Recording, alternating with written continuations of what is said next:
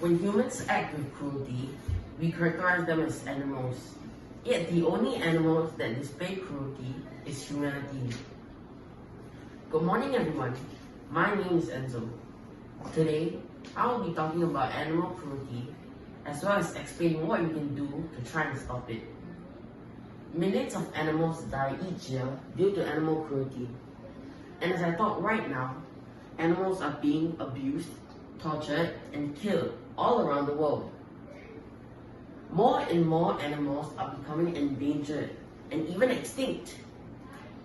Needless to say, we must do our best to prevent more animals from suffering. One way we can reduce the amount of cases of animal cruelty is having the government make the rules against animal cruelty stricter. This way, less people would dare to abuse animals.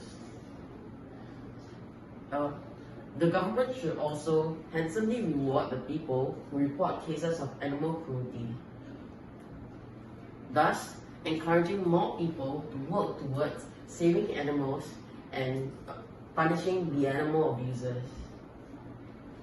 Moreover, we should make a conscious attempt to incorporate plant meals into our diets.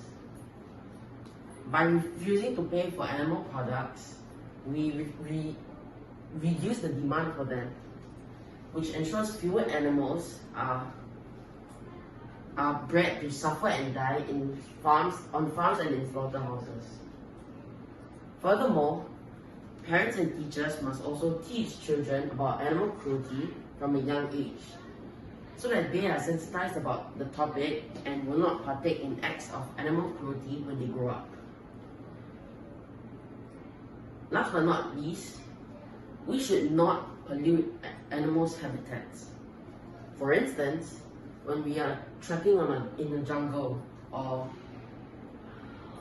swimming in beach waters, we should not litter either on the ground or in the water, because the animals living there might mistake the trash as food and eat it, causing them to die.